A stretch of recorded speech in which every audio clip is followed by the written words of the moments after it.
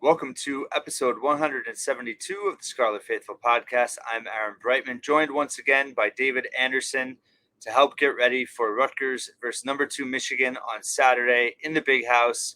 First, David, thank you so much for being back. And second, what are your initial thoughts of Rutgers' performance in that 35-16 win over Virginia Tech last weekend? Well, thanks for having me and jumping right into it. I mean, the biggest takeaway by far for me, I heard the stat on one of the Virginia Tech podcasts recapping the game, was that they rotated 3 defensive tackles at 2 spots, basically, right? And by their calculation, this was right after the game, so perhaps the stat may have slightly adjusted. But by their initial calculation, those 3 guys combined for 1 tackle. 1.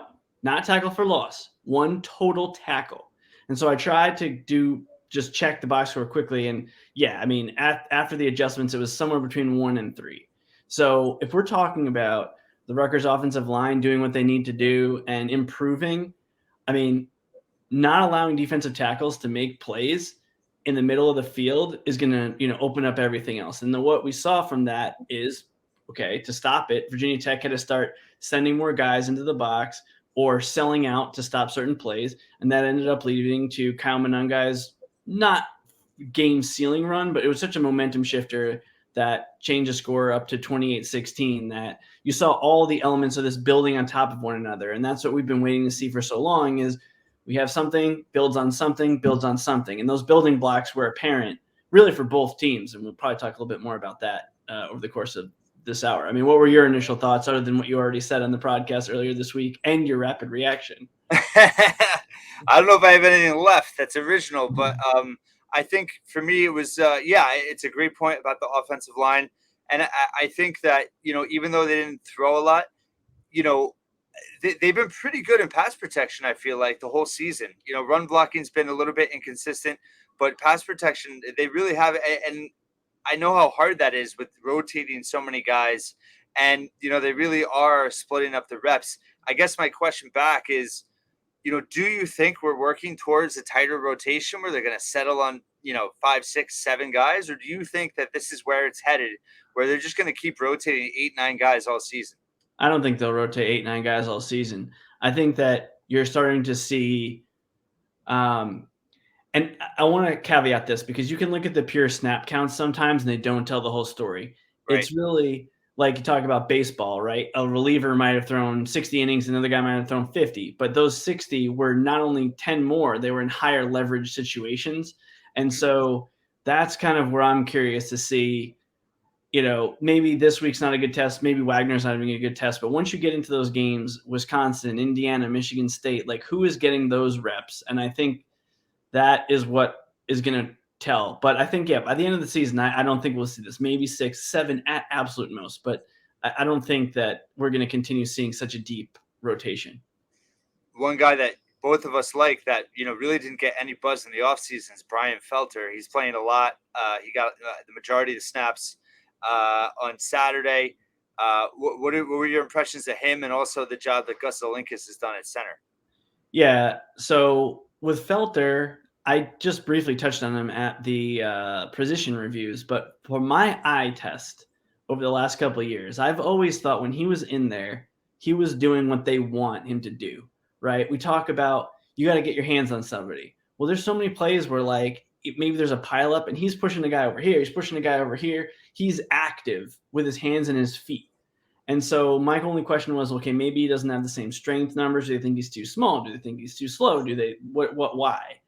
And so maybe the fact that he's now got a mammoth 6'8" guy at the left tackle spot eases some of those concerns. But I think he brings what they want in that position.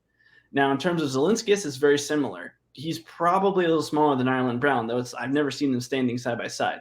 But he's getting the push, and we can see it on those third and shorts, even fourth and shorts, just critical situations, leading the blocks for Wimsatt's runs up the middle. Like, they're not getting penetration right up the middle. And that's your center is most important in setting that, right? Because he's got to hit whoever's right in front of him. And so, then he drives one guy back, which then opens up enough of a crease for, let's say, the running back's lead blocking for Wimsatt. Like, that doesn't work if your center is getting pushed back or even not moving forward. So I've been I've been pleased. I mean, we talked about this 2 years ago that Zelinski scored really, really well in his snaps at center. If he would have been a qualifier, I think he might have even been top 10 in the conference in his scores for Pro Football Focus. But again, it was not, it was in a limited snap size. And I Right. think all of us also felt that by the eye test, Ireland Brown was doing a good enough job last year, even if, like we talked about, he was one of the lower, if not the lowest scoring center for Pro Football Focus. I think a lot of that had to do with penalties, things like that. He passed the eye test, but Zelinski seems to be passing the eye test as well. So it's got to be encouraging that they've got two guys that might be able to do that in case there's an injury or a chemistry issue or something. And what were your thoughts on the defense against Virginia Tech? So my main takeaway is, since this was the first really mobile quarterback that they faced, is that what you're watching the defensive line, and they were taking some time to figure out, okay, how much do I fight pressure, right? Because we talked about in the preview for Virginia Tech that their defensive tackles, they do a lot of stunts and twists and things like that. So kind of the same thing is happening in reverse when you're facing a rushing quarterback, because you have to figure out, okay, I may be getting leverage on my man, but now this guy's starting to run to the outside. At what point do I start to try to run in there and risk the fact that someone could come behind me, seal me off, and now my gap is open? There seemed like there were times they weren't sure. Do I stay or should I go? And that is particularly difficult if it's the first quarterback you faced that runs like he did. And so I think that it was similarly true for the linebackers and the safeties, but really this was starting on the defensive line. I don't think they had a bad game, but you can tell they were kind of caught. Like, do I go or do I not? And as the game wore on, it seemed like drones got more comfortable, especially in the third quarter. But in that fourth quarter, yeah, Virginia Tech had a pass, but his running lanes weren't there for him, like on a 2nd and 5 to just run for 6 yards. Those weren't there anymore, even though Rutgers was playing coverage. So that was encouraging that they improved over the course of the game. And then with the tape, it should be even better. But that's what's hard to stop at a running quarterback, right? And then conversely, what we saw a lot of times in the secondary was that since they hadn't faced a mobile quarterback as much, then they're not as quick to jump if they see the receiver break off his route, because in the first two games it was, you got to stay home because that ball could be coming, whenever. Whereas in this case, if a receiver's breaking off his route, especially to the right sideline or the quarterback's strong arm side, like if you know he's a mobile quarterback and he's going to go and take off like that, you can have a shorter clock in your mind and coverage that, like, I can stay with this man and I'm not just letting him get a free play, free yards out of it. So that said, I mean, we'll see if that was just this one game, if they're improving on it, if there was a coaching thing to say just keep them in front of you. I'm not sure. We'll see it when they face some more mobile quarterbacks, probably over the course of the season.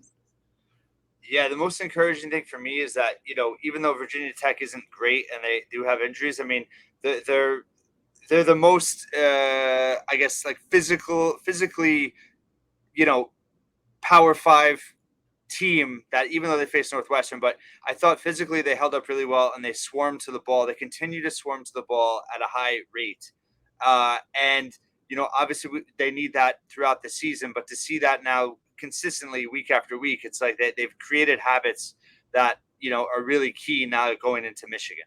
Yeah, I think really it kind of ties in both sides of the ball, right? On offense, they're finishing runs and finishing blocks. And on defense, they are swarming, and you're going to give up big plays, especially against any sort of decent offense. So the question is, and this is a key for the Michigan game, can you prevent that from being a touchdown? Like Virginia Tech couldn't stop Monangai from getting into the end zone. Now, the way things are going, yeah, I think he would have punched it in a few plays later. But if you stop him at the 10, you give yourself a chance that maybe they commit a holding penalty and miss a field goal out of it. Like, you got to limit the damage. And that's one of the keys from, again, looking back at the Michigan games the last 3 years, is when Rutgers was able to say, okay, the guy made a nice play. Let's make sure that, stop him, even if it's after 20 yards, and like to try to regroup. And they've done a better job of that this year, I would say, so far. And then that kind of leads into another thing that I was looking at too with the fits, is I wasn't sure on that touchdown pass. I don't think it was necessarily a blown coverage, but it was definitely, there was some confusion about who was in what role. And that I thought that receiver was Felton was his name. Mm-hmm. Yep. Bolton? Felton. Yeah.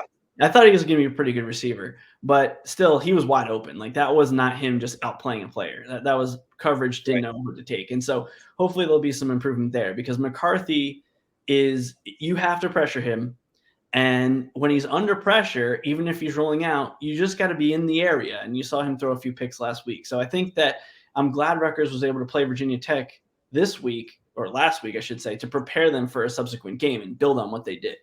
Have some film on it. Yeah, it's great point, and that kind of leads to what I wanted to ask you about. Uh, obviously JJ McCarthy had a bad game against Bowling Green, threw those picks. How much do you think that? I always look at it from both sides, right? Like, is that going to improve his focus potentially, and he's going to be on his A game, or does that help create a little bit maybe more doubt in terms of if he does have a bad play, if he throws an early pick, could things start to snowball in his head? It's hard to say. Will he be more focused? Yes, but how will that manifest itself? Sometimes you have a tendency to overcorrect, right? Like you might he might focus, but he's overcorrecting to I'm going to check down more. I'm going to throw the ball away more. It's impossible to tell, and so this is where coaching and quarterback play coming together is so important because how is he going to adjust to what the coaches are telling him to do? Are they telling him be less risky? Are they telling him not? Right? And then when I look back at the games the last couple of years, it seemed like Rutgers was doing a good job of knowing for is Michigan State Michigan in conservative mode or are they in attack mode? And Mm-hmm. so if he's in conservative mode, okay, he's looking look for the check down. As soon as if you see an open back, you go for him. The quarterback's going there, right? That's where. Whereas if they're in attack mode, like we saw in the second half last year when they opened up the playbook, you can't do that. You got to be ready for him making those deep throws. And so I think that Shiano, partially from having played probably with Ohio State and seeing, has a really good tendency to feel, is the other team and are they going for it or are they kind of playing back? Because what we saw in that game 2 years ago was Rutgers absolutely dominated them in the second half because Michigan was scared to throw the ball because of not even interceptions, but just close plays where a guy wasn't wide open. And they just like kind of tucked it in and were lucky that Rutgers didn't come out of that game with a win. When they tried to open it up again, they couldn't because, momentum was all on the Rutgers sideline for the most part. And so that's where Harasimiak calling the defense is going to have to really have a good sense, and Shiano probably as well, of like what mode are they in? Because again, I don't think McCarthy's going to be as loosey goosey with the ball, but his way of not doing that might be check down. It might be throw it away. It's probably not going to be wait longer for a guy to get open unless you're not getting any pressure.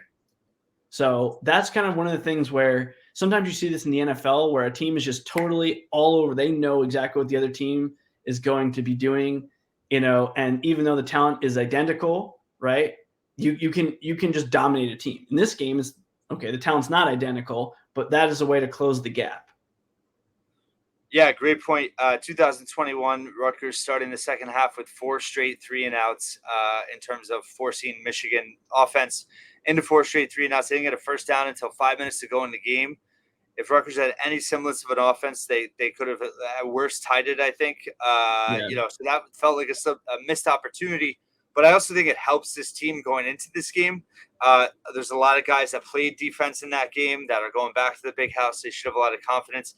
One theory I have I wanted to ask you about is I feel like, and I wrote about it today, they definitely have Harbaugh's attention, and it seems like he's challenging the team that they don't want to have a close game this time with Rutgers. They've had it 3 years in a row. Um, I've thought, especially that 2021 game, not really counting the 20 COVID game, but the 21 game and then the first half of last year, it seemed like Michigan just took that approach of we're just going to run our base stuff. We're just going to be able to physically dominate. We're more talented, and we don't have to do anything. Maybe special is the wrong word, but they didn't have to dig deep at all. Where Right. that second half, you saw they came out storming, and I think that they're going to have that type of approach, to start off the game on Saturday. What are your thoughts on that in terms of was Michigan just kind of, playing conservative and thinking they were going to, steamroll Rutgers without not trying, but not having to give any extra in terms of the playbook and strategy? Yeah, I mean, there's definitely some truth to it. The 21 game 2 years ago in that second half, they were just content to just run it. And Rutgers had people there, and they had momentum in that second half. And sure, they were scared. Like I was saying, they were scared because McNamara threw 2 passes that were within an arm's length of a DB. They weren't even picked, but they were spooked enough that you were like, okay, let's not turn it over. But on last year's game, their defense wasn't blitzing when Wimsatt threw those 3 basically straight interceptions. Hmm. When I rewatched it this morning, and it was one where he just kind of lofted it in zone coverage. And this is one of the things he has to learn in the maturation process of a quarterback. If they're in zone coverage, if you just put some air under the ball, somebody's going to pick that off. If they're in Yeah. man coverage and you're throwing it to green grass or throwing it to space, sometimes you can get away with it. We saw Warner get away with it in the Temple game. We saw Wimsatt get away with it also in the Temple game. But that was the first interception. Second interception, Wimsatt was trying to make a play, even though it was, I think, 2nd and 5, and the ball got tipped. And it's like, all right, you Yeah. were trying to make a play.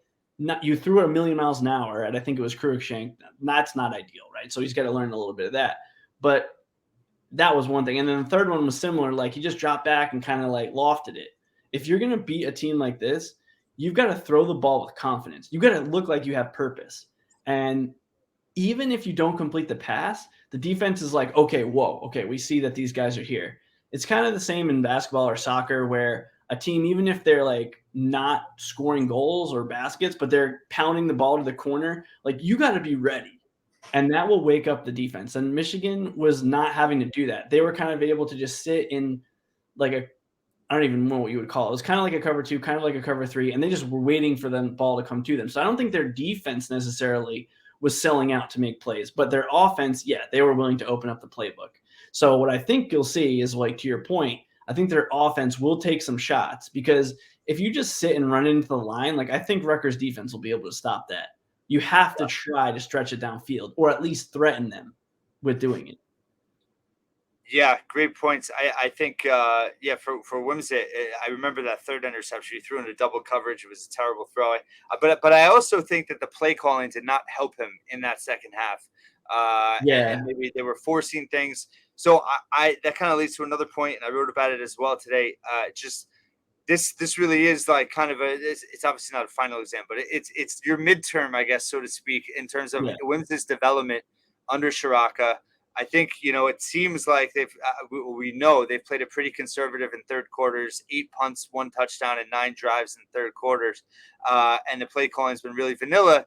Is this the game that Shiraka kind of opens it up a little bit and tests Wimsatt in terms of him being able to make some throws? Obviously, he's been more accurate within 10 yards. I believe it's 27 to 33, 82%. But beyond that, he struggled. So how does that play into Shiraka's thinking? Because and people can stop messaging me and emailing me, but that Michigan's going to stack the box against Rutgers and force Wimsatt to complete some passes. Yeah. I mean, I was looking at my notes and watching it because you look at that 2014 game when Rutgers did beat Michigan 26-24. And in that game, Rutgers was not perfect. They had an extra point blocked. They had a fourth down, a fake punt that they got stopped, and they still ended up winning that game. And they couldn't run the ball at all. The only threat of run they had was like Janarian Grant on jet sweeps, basically. And yet they won. They probably were outplayed. They were definitely outplayed in the trenches, and they still won that game. So to me, it's like, what do you have in your playbook that can offset some of those things? Because really, when you're looking at a team that's faster than you, how do you use their over pursuit against them? We saw this happen in once or twice against Syracuse when Rutgers was really firing on all cylinders in the Shiano, and maybe one of them was a flood game. I think it was 2009 when they were just running misdirection and Rutgers was just running in the backfield, and then the back was coming out the other side. And we're like, dude, Syracuse sucks. How are they beating us? And it was because Rutgers was playing too fast defensively. And now on the flip side, if they're not playing too fast, you have to coach your players to say, just take those 3 yards, take those 4 yards. Like this is just dive forward. Don't be dancing around. If the 2 guys are staying there flat footed, they'll probably tackle you because this is Michigan, right? But just plow through, get 3 yards. So it's 2nd and 5 instead of 2nd and 8. Maybe there's less chance that you juke a guy and he goes, you get a big play out of it. But you got to just take those free yards. If they're going to give you that out route, you got to take that out route. Don't try to be a hero. Like, Mhm. just do these things. So what does he have in the playbook to counter either of those approaches? Because if you see that they're being over pursuing, then you got to counter them, use their momentum against them. If they're not, you got to run plays where you're like, okay, quick this ball, like we saw Langan against Michigan State last year when they were mounting the comeback. Fit this ball in and just tell him dive forward. Like, he's going to get tackled, so don't even try to juke anybody. Just catch the ball and dive. So that's where my concern in this particular game is I don't think the tight end stuff's going to work because Michigan's too fast and big. You're not going to be able to use Langan or Bowman or Konopka really. Maybe you can surprise them once, but they're not gonna be giving up free yards. So do you get the backs involved? Do you max protect and slip a back out? Like, those are the type of things I'm going to be looking for in the playbook. Not necessarily like, oh, we're going to throw bombs, but these more nuanced, like, how do we get player A to from point A to point B? Is it delay? Is it a pick route? Whatever it is. And those are the type of things that Shiraka has really done a good job so far, and he has done a good job at Minnesota. But I also checked they didn't play Michigan last year, so it's hard to look at like what would his offense look like against them. Though they did beat Michigan when he was coaching at Penn State in 2020. So take that for what it's worth. Right, right. Yeah, that was a big game for both teams. That was right after the Rutgers game. So in terms of the blocking, yeah, I think it's a huge test for everybody. The receivers and the tight ends and the running backs have all been really good in pass protection so far. But the receivers struggled against, as much as people want to criticize Wimsatt against Virginia Tech. Shiano basically called him out and said, there were bad routes being run, there were mistakes, there were drops. As much as we talk about Wimsatt having a big game, I mean, I think there should be some fair concern too with the receivers in terms of a lack of consistency. They're missing Long and Brantley. We don't know if Long's going to play. Brantley, you would think, is probably not. He's still not, unless the NCAA comes up with a Friday news drop. But I guess how concerned are you about the receivers being able to come through or be good targets, get separation for Wimsatt? Well, it starts right now with Christian Dremel because that seems to be their main go-to guy. I know that it kind of varied each game as to who it was, but are they trying to stop him or not? And what I mean by that is, are they going to have the focus of their defense be don't allow these slot passes? Or is it going to be like, all right, we're okay with Christian Dremel catching 6 or 7 yard passes on 2nd and 10. Just don't let him do something more. I don't know what their approach is going to be. And again, every play is different. Like, I don't want you to get emails that like, oh, they're not going to do the same thing every time. No. But like in general, like, what's the game plan? Is the Right. game plan to force Rutgers to throw out routes and then it's like, okay, is Isaiah Washington going to be facing corners that are pressing or not? Like, if they stack the box, do they still press their corners and dare you to beat them downtown? I don't know. I mean, I think one of my concerns with the Virginia Tech game, like you saw in that one pass to Jaquay Jackson when he ran deep and the pass came out and it could have been intercepted, was when you call those option routes, how much do you say, okay, we're going our normal play work, or you're saying, okay, in this team, don't expect to run the deep pass. And then do they know how to adjust like that? Or do you have to tell them, like in the huddle, like just run the corner or just run the curl or whatever it is?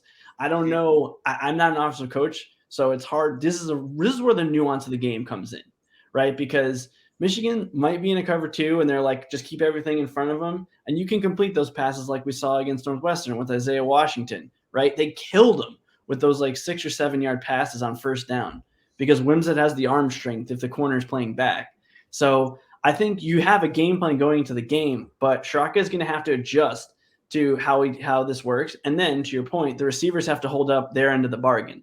If they're open, they have to catch the ball. If their spot in the zone is where their route is going, they have to read it correctly, go on the correct timing, and catch the ball. Wimsatt's got to deliver it on time.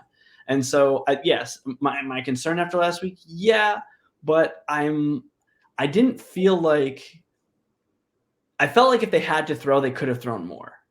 Virginia Tech has pretty good corners. That's probably the strength of their defense. Their safeties aren't great, but their corners were pretty good.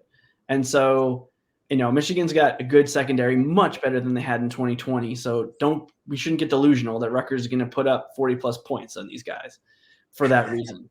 But in that game, Rutgers just killed them with slants, with especially the Shameen Jones, by far his best game, and by far, Sean Gleason's best game as offensive coordinator. So how do you come into a game with a game plan, but also the flexibility to adjust? And then are the receivers receptive to that? I was thinking right after that Virginia Tech game, even before it ended, like if I were the offensive coaches, I would be going to every individual receiver on the sideline and be like, listen, this wasn't your week, but you have to laser focus over the course of this week to make sure you know what we're doing, because next week you're going to have to throw the ball. You better be ready. Like I was already where my mind was going as the seconds were ticking off last week, because they have to be in sync with their quarterback and their coach. Yeah, and this week's gonna be fascinating because the script that Rutgers has essentially ran the last 3 weeks was establish that early lead, get conservative, and then kind of wear teams down in the fourth quarter, and that's not something that's going to work in this case. So I'm looking for them to be aggressive offensively early on, and establishing the pass to be able to open up the run. But again, it's kind of a double-edged sword, because if you have a lot of incompletions, you have 3-and-outs, then all of a sudden your defense is on the field a lot in the first half, and then that obviously is a huge concern in terms of wearing down in the second half. Right. Well, it's efficiency, because if you get behind the sticks, it's hard to come back against a team like this. But at the same time, they have to be respectful of your deep balls. As I was mentioning, and maybe in the position previews, when I was talking to a former Rutgers coach this offseason, he said, they see all the film, especially for Penn State, Michigan, especially those two, and they would see on film like that, okay, we think in this coverage and this alignment, they're going to play this depth. And then they just didn't respect the Rutgers passing game at all. Now, in the Michigan game, what ended up happening in that game 2 years ago, well, in the game 2020, it was they were getting burned on that slant route, so they started backing up. In 2021, they started getting burned on just perimeter runs where Pacheco was just getting the corner, and he was too fast for their linebackers and safeties to cut it off. I don't know if anyone on the Rutgers has that type of speed now.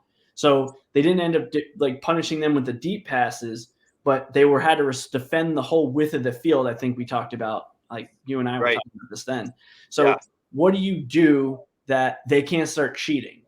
And so a deep pass will do it. Like if Jaquay Jackson in single coverage that a corner is going to let him go to the second level, there's always going to be a window of time to throw that ball. And you saw Sean Ryan was really good at this. He really knew that to break off his route once the corner gave him up, to go to the sideline before the safety had time to get there. Like, do they do that? Do they try double moves? I don't know. But I think Jaquay Jackson, he has the speed to do it. The question is, can someone else be there, especially if Long is out? And we can't expect Brantley. And credit Richie Schneiderite for pointing this out, Brantley has played 5 years. So his 6th year would be because of a medical redshirt being assigned retroactively to last year when he only played 5 games. I'm pretty sure, because he played at least 5 games at Sacred Heart, 2018, 2019, and then 20 year doesn't count, which they played in the spring. Then he played 21, and then he played last year. He played in 5 games, which in the Big Ten, they wouldn't give you a medical redshirt for that because you played more than 1/3. So I think there's a good chance that we never see him, because they're just going to say, hey, you transferred twice. Yeah, you had an injury, but you played more than the amount of games. Like you can't expect it. I don't know if we'll ever see him for that reason. So, and if Long's out, who is it? Do you have to play Max Patterson? Do we see somebody in that room? Do you say, okay, we need to play basketball with Ian Strong a little bit? Like, what matchup do you want to get? Because one of the other key things when you're playing a team like this is, and you mentioned like opening the playbook and things like that, is they're not going to scheme necessarily for, Ian Strong coming in the slot and like we got to make sure we have a big guy on him. They're not going to do that. They're Michigan, right? They shouldn't have to do that to win. If they lose because of that, lost because of other stuff, right? And so what matchups, and Shiraka has been so good at this with Minnesota in the past, is like, okay, we know they're going to be in their base coverage and this guy might be weak. Conversely, on the other side of the ball, it's like Blake Corum, great running back. He's like the worst running back at block pass protection there is. So, like, can you take advantage of if he's in pass protection? Like, for example, Like those little things on both sides of the ball are going to be that's where you win at the margins and give yourself a chance in a game like this because the other team is that's not what they do, right? They're not going to be like, okay, if Jaquay Jackson is in the slot, we want to make sure a corner's on him rather than no. They're going to trust their personnel, and so I know we're saying a lot of what if, but Straka has shown more than a lot of other coaches, especially more than Gleason, who really this is a system you run it. Soraka has the ability to adjust within the playbook. The question is, how much can the team absorb, and how flexible can they be if it's not working right away in the game, or are they just doomed from the start? Right, right. Well, and you just touched on a great point that I wanted to that I've been thinking about was that, you know, Giannis touched on it too. The leadership of this team, I think the mentality of this team, the fact that the last two games the opponent got within one score and then they blew them out in both games. They've had a great mindset. They've had good leadership, but they haven't needed to really be so resilient yet, right? Because they haven't got punched in the mouth. They haven't trailed yet. How is this team going to respond if, say they're down 10-0, 10 minutes to go in a half? Aside from schemes and all that, what is the heart of this team to be able to stay in this fight? That to me is going to be a huge test, just to see, because I know that you've talked about this in the past, but just the fact that this is a game that if Rutgers can be in the game in the late third quarter, early, all the pressure is going to be on Michigan's side, and I think they just have to get through that first half of keeping it close and getting into that second half. And the more they'll believe and the more pressure I think that Michigan will feel. Oh, for sure. And that's what you saw last year was Harbaugh realized the previous 2 years, that's what happened. So he Yeah. was like, we can't get into this. The crowd's going, bonkers in that when Michigan missed that field goal right before half last year, Shiano was like running a 4-4 to get into the locker room. If you see him like sprinting on the sideline and you're like, okay, you have all the momentum right now. So if you're Michigan, you're like, listen, if we throw a couple turnovers, that's fine, but we cannot let this get tight late. I mean, the 2020 game was weird because there was no fans in the crowd.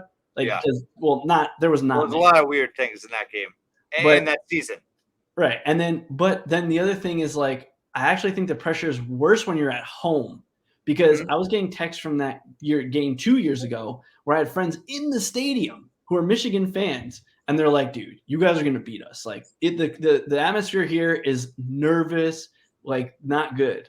And so that was kind of an interesting thing. Sometimes teams put more pressure on themselves at home in these tight situations when they get close. So, hopefully Rutgers stays in. I mean, I think the odds would say, I know when you flip a coin, the previous outcome has no impact on this one, but this isn't coin flip. Like, I think Rutgers is due to get their face kicked in. The question is, can they weather the storm? And when they do get a little momentum, do they take advantage of it? Like if Michigan fumbles at midfield, or maybe they go for around 4th and 1, are you punting and just pinning them back, or are you actually moving into field goal range? I mean, one thing that you look at Michigan's opponents this year, they were getting field goals when they get an onside kick or they were, getting a turnover. So can Rutgers keep doing that type of thing? I mean, I think this Michigan team is a little emotional. I think that they ride the emotion good and bad in the last couple of games. So if you can get that edge, like there might be an opportunity there. Yeah. Yeah. Well, and that's what Rutgers has done so well, right? They've minimized their mistakes. They've been able to take advantage of the opponent. I do wonder, does Michigan get an emotional lift by having Harbaugh on the sidelines for the first time? And B, could it work reversely in the sense of, Harbaugh's obviously they've talked at length about Rutgers being able to keep it close and that, they're going into this game with the mentality of they're not going to allow that.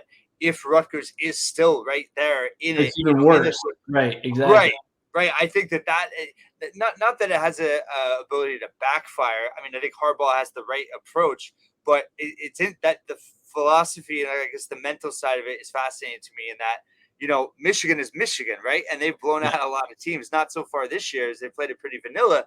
But if they're, maybe this is a bad way to say it, but if they're like trying, of course they're trying their best. But if they really have the intent of, we want to get rid of these guys in the first half, and their Rutgers is clawing at them late third quarter, hanging around, alligator blood, it's got to take a mental toll to some degree, right? Oh, for sure. And that for any of our listeners who never play football, it's true as in football as any other sport, right? You're like, how is this happening? We were giving it our quote all, right?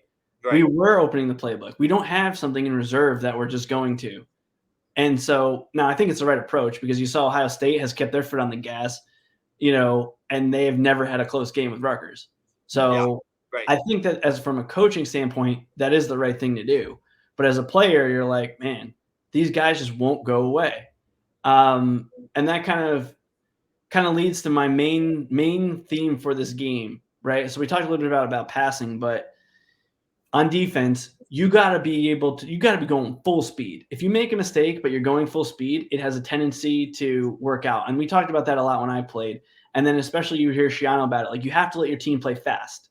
And if they don't, then you're in trouble because these guys are just going to steamroll you if you do. So I know this is true in every game, but it's extra important in this game because you saw it where if you get a blitzer in there and disrupt his timing, then maybe it's an incomplete pass or even if you're in single coverage, maybe it doesn't not enough time for McCarthy to just sit back, rock and fire and throw. Because when he has, I know every quarterback when they have time is good, but this guy is an elite level player when he has time.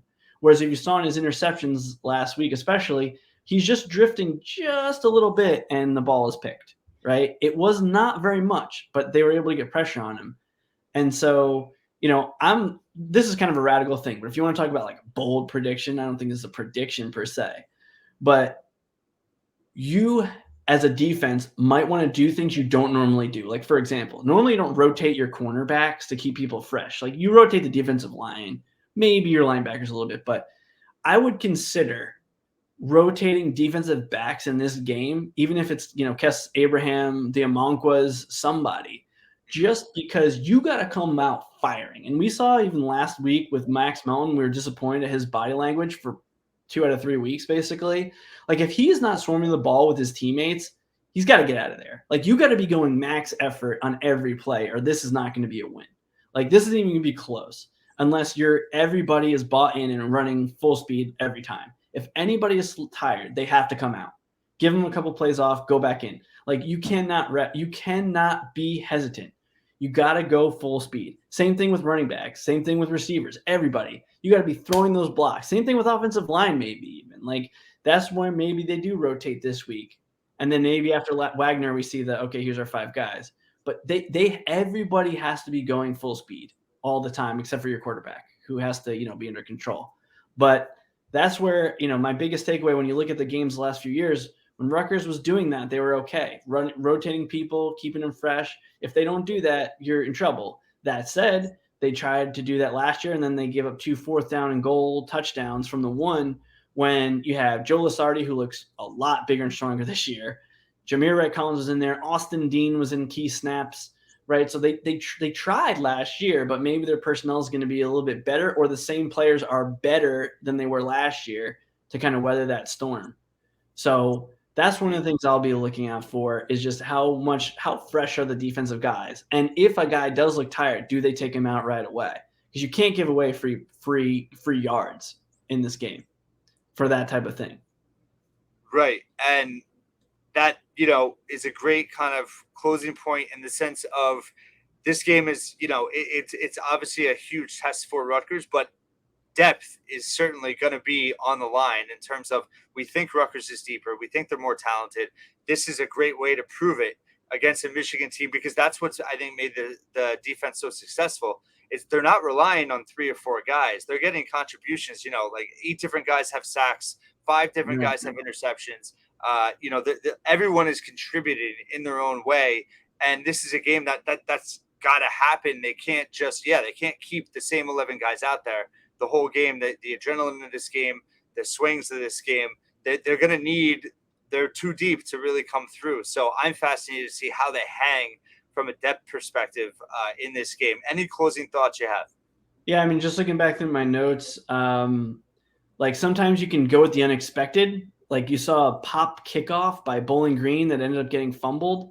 Like Michigan might not be ready for those type of little things. And that also tells your team, hey, we're playing to win, right? That helps. One thing that's kind of interesting when I'm watching Michigan on film is their cornerbacks really are not handsy. Mm-hmm. Basically, they're almost like they're being coached. It was almost like they were coached, don't use your hands. the last 2 weeks, and they kind of just follow a receiver. And then at the last moment, if the receiver kind of throws their hands up, the defensive back is not, pressuring them. They don't want to get pass interference. Instead, what they're doing is they're relying on their safeties to come and just ball hawk, because there was a couple plays like that, and where Virginia Tech safeties, like we said, they didn't take proper angles, so there might have been, it might have worked last week. Michigan's safeties are much faster, but there might be an opportunity to run routes where, if you're just a little bit more physical, that you might be able to make the play. So there might be some little things like that where if Rutgers is the aggressor, they have a better shot. Um, and then lastly, as a lineman, like, you can't lose leverage, because and that's where we were saying it's kind of tough with, like, do we go, do we stay, do we hold my gap assignment, or do I pursue the ball carrier? You know, all that comes down to staying low. What happened last week with Bowling Green, all of the plays that they give up that were big, every single one, were when I saw their defensive line, especially, kind of standing up and not staying low. And either that prevented them from getting a pass rush, that preventing them from stopping a runner. And I know it's hard when they're on a 10-play drive. These guys are huge, they're good, but you have to somehow keep your leverage, or else they're going to steamroll you. And so that kind of goes into the depth point that we'll need to see. And it's just these little things that Rutgers is going to have to do well to keep Kevin Schott in this game. And it's entirely possible that they play their best game all year and they still lose. I mean, he needs to just be ready for that, right? This team is that good they're facing. But like we've kind of looked at for the last decade, every time you're playing a ranked opponent is an opportunity to do the unthinkable. They haven't beaten a ranked opponent since, I think, 2009. And even then it was like somebody, maybe it was South Florida or somebody like that. This is an opportunity to do something that you have not done in almost 15 years. And they got next week against Wagner. So if you get a little bit banged up, you have a little time to correct some of these things heading in. So you gotta just empty the kimono, I think, in this one. Just everything you got. Now, I'm sure if you're down by 4 touchdowns in the fourth quarter, fine. Like, I don't want to see Sam Brown re-injuring his leg or his foot because of that. Fine. But as long as this is close, you got to play to win. Absolutely, completely agree, because really, like, they do have nothing to lose in this game other than getting injured, because Nothing. a loss doesn't take anything off the table this team hopes to accomplish this season. So all the pressure is on Michigan in that sense, where a loss would be so much more damaging. And to your point about being a ranked opponent, this would not just be beating a ranked opponent. This would be tie their highest ranked whenever South Florida was the other in 07. But this would, in my mind, clearly be the biggest win in program history. It would change perception of the program nationally in the Big Ten immediately. It would put them ranked. It would raise the ceiling of the season. It would raise the ceiling of Shiano 2.0. Like, this is a huge moment. Like, and I just, to my last point is, I want to see them play with that urgency, with that edge, and I want them to coach like it too. Right. It's got to be everybody. Support staff, coaches, players, everybody's got to be bought in. And this is what we talk about all the time, right? So we'll talk about it more as the season goes on about, extending your season. But this is a big thing right now. Everybody's got to be focused. And I think they will be. Everything we've seen from this team indicates that they've got that professionalism going on all 3 phases. Totally agree with you, David Anderson. Thanks again. Great to have you, and great insight as always. And looking forward to talking again next week. Thanks so much for listening to the Scarlet Faithful podcast once again, and we'll talk to you tomorrow.